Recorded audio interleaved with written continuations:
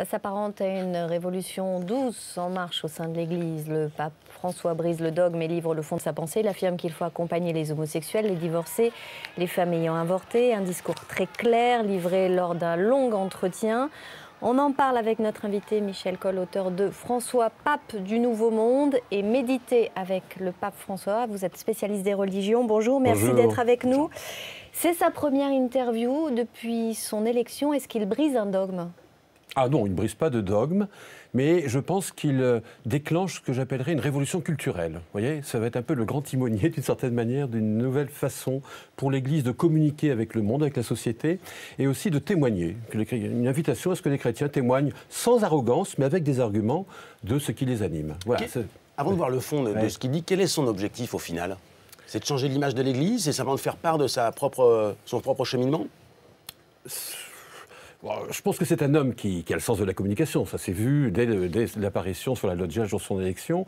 Mais je crois que c'est quelqu'un qui est sensible au fait qu'aujourd'hui, il y a beaucoup de gens dans le monde, dans nos sociétés, qui sont un peu désemparés. Et d'ailleurs, il compare l'Église à un hôpital de campagne. Dans l'entretien qu'il a donné à nos confrères jésuites, c'est assez audacieux comme image. Mais c'est de se dire, il y a plein de gens qui ont plein de soucis, qui sont au chômage, qui ont des problèmes avec leurs enfants. Enfin, qu'est-ce que nous, Église, on peut faire pour les aider ? Eh bien, simplement d'être davantage auprès d'eux, de les écouter davantage et de les aider à vivre le plus humainement possible des situations parfois inhumaines. C'est un peu ça le but. Je pense que c'est un pape, moi je l'appelle souvent le pape de la miséricorde, qui a le souci avant de juger ou de condamner ou d'édicter des dogmes, pour reprendre votre expression, eh bien d'être à côté des gens. Et il l'a montré très récemment encore à Rio en allant dans une favela par exemple. Alors pour reprendre ce mot, il recommande la miséricorde pour les homosexuels, les divorcés, les femmes ayant avorté. Il s'agit de rassembler l'Église ? Oui, autour des fondamentaux du christianisme. Si vous voulez, on a longtemps pensé que le christianisme était une morale. Alors peut-être que l'Église, d'ailleurs, a un peu insisté là-dessus. Or, dit le pape François, le christianisme, ce n'est pas une morale. C'est une façon d'être humain. C'est une façon d'être humain, de se référer à l'Évangile, à Jésus-Christ, si vous voulez.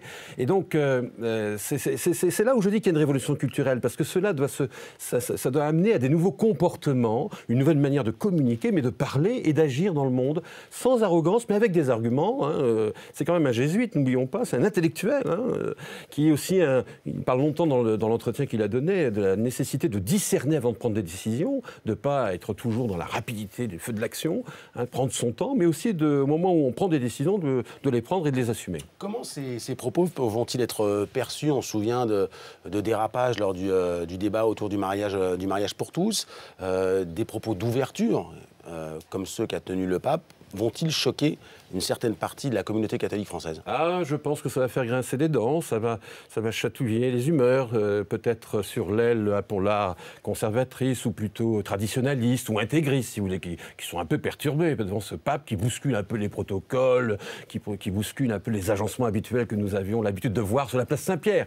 Et puis c'est vrai que de l'autre côté, je pense qu'on sent une grande respiration de beaucoup de catholiques qui sont heureux qu'on ouvre les fenêtres, je reprends une expression de Jean 23, qu'on rouvre les fenêtres de l'Église, non pas pour bénir tout ce qui se passe dans le monde et dans la société, il ne faut pas s'attendre non plus à ce que l'Église soit d'accord avec tout ce qui se fait et se vit, mais pour rentrer davantage en dialogue et surtout accompagner les personnes, notamment en difficulté en tout domaine. Merci beaucoup Michel Coll pour cette nouvelle